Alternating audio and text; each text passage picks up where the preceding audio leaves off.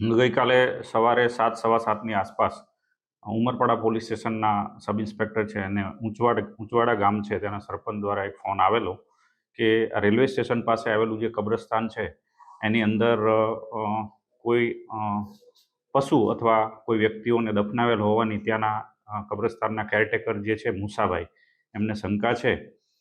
એ આધારે police staff અને sub inspector દ્વારા ત્યાં એસડીએમને હાજર રાખી અને કબ્રસ્તાનની અંદર જે જગ્યાએ દફનાવેલ જાનવર અથવા વ્યક્તિ હોવાની શંકા હતી ત્યાં પંચો રૂબરૂ એ ખાડો ખોદાવી એસડીએમની મંજૂરી લઈ અને એ ખાડો ખોદતા એમાંથી 2 માનવ શરીર મૃત હાલતમાં મળી આવેલા.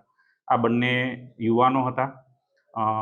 એમની ઓળખ કરવાની પોલીસ દ્વારા તજવીજ કરવામાં આવેલી અને એ દરમિયાન પોલીસને માલુમ પડેલ કે આ બંને ઈસમો જે છે એ મૂળ લિંબાયતના વતની સુરત શહેરમાં રહે છે અને એકનું નામ અઝરુદ્દીન ઉર્ફે અજ્જુ કાદર શેખ અને બીજો બિલાલ ઉર્ફે ચાંદી જમીલ સૈયદ નામના વ્યક્તિઓ છે. એ ઓળખને આધારે બંને ડેડ બોડી છે એનું પીએમ કરાવડાવી અને પ્રાઇમરી કોઝ ઓફ ડેથ મેળવવામાં આવેલું. પ્રાઇમા ફેસી પોલીસને આ બંને વ્યક્તિઓ છે એને ગળામાં કાપો મારવાથી અથવા તીક્ષ્ણ હથિયારથી ગળા ઉપર હુમલો કરવાથી મૃત્યુ નિપજેલ હોવાનું પીએમ દરમિયાન પ્રાથમિક કોઝ ઓફ ડેથ મળેલું. આ આધારે આ જે મરણ જનાર પૈકી એક કદીર જમીલ સૈયદ જે છે એ બિલાલના ભાઈ છે. એમની ફરિયાદ પોલીસ દ્વારા 302, 342 અને 201 મુજબ દાખલ કરવામાં આવેલી છે. આ બનાવની હકીકત સંદર્ભે ઊંડાણપૂર્વકની તપાસ કરતા આ ડેડ બોડી છે બંને વ્યક્તિઓ છે એમને ક્યાંય કોઈ અજાણી જગ્યા ઉપર મર્ડર કરી અને આ કબ્રસ્તાનની અંદર દફનાવેલ હોવાનું પ્રાથમિક દ્રષ્ટિએ હાલ જણાયેલું છે. પોલીસ આ મર્ડર કઈ જગ્યાએ કરવામાં આવેલું છે એ દિશામાં અને આ મર્ડરનો મોટિવ શું છે એ દિશામાં હાલ તપાસ કરી રહેલી છે. કેટલીક ક્લૂઝ પણ પોલીસને મળેલી છે અને એ દિશામાં એલસીબી, એસઓજી, સ્થાનિક પોલીસ અને અન્ય ટીમો છે એ જુદી જુદી દિશામાં તપાસ કરી રહેલ છે.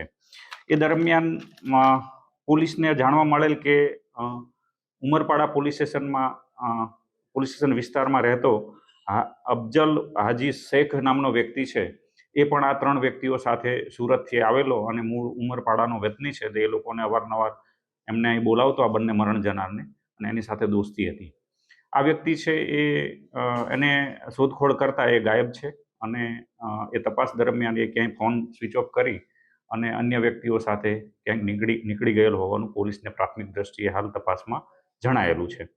આ તપાસ દરમિયાન પોલીસને જુદા જુદા વિટનેસીસ અને ક્લૂઝ મેળવતા ટેકનિકલ સર્વેલન્સ આધારે એવું જાણવા મળેલ છે કે આ જે બંને વ્યક્તિઓ છે એને કોઈ વાહનમાં લઈ આવી અને આ કબ્રસ્તાનની અંદર ઢસડીને લઈ જઈ અને એ લોકોની દફનવિધિ કરેલ હોવાનું જણાયેલું છે.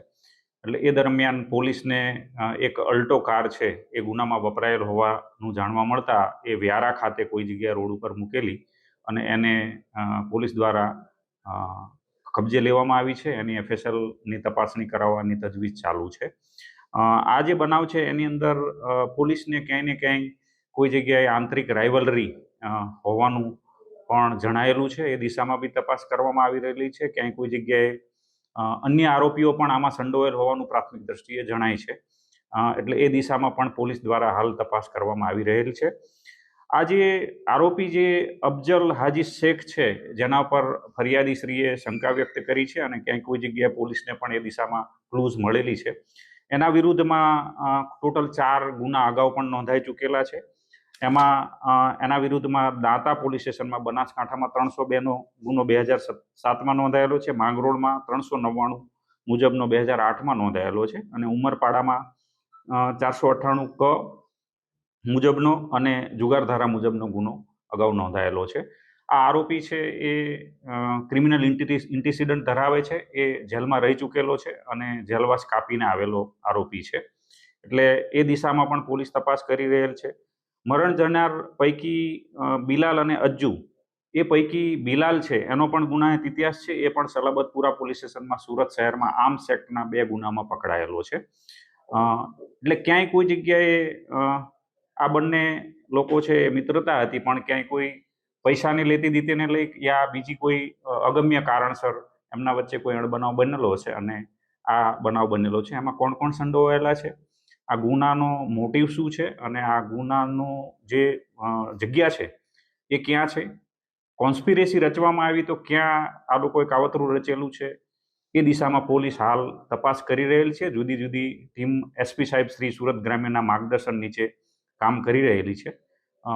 પોલીસ છે એને કેટલાક ક્લૂઝ મળેલા છે અને અમે લોકો થોડા જ સમયમાં આ ગુનો છે એના આરોપીઓ છે એને પકડી લેવામાં સફળ થઈશું.